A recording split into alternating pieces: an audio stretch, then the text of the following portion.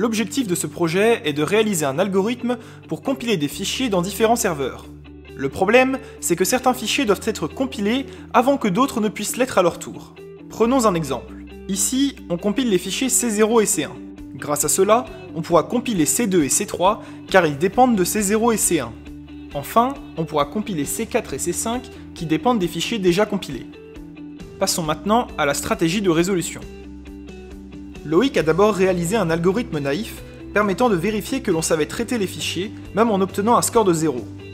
Cet algorithme compile dans l'ordre tous les fichiers dans tous les serveurs et fonctionne sur chacun des fichiers d'entrée.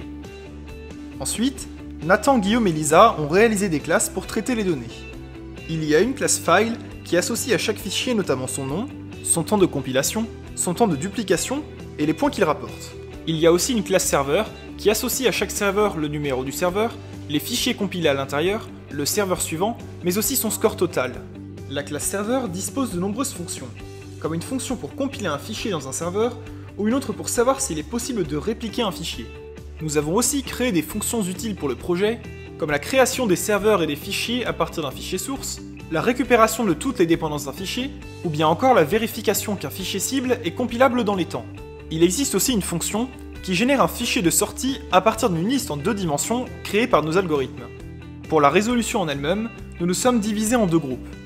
Le premier groupe, avec Lisa et Loïc, a travaillé sur une solution utilisant la théorie des graphes. Mais après divers essais, il s'est avéré que cette solution ne prenait pas en compte les temps de réplication.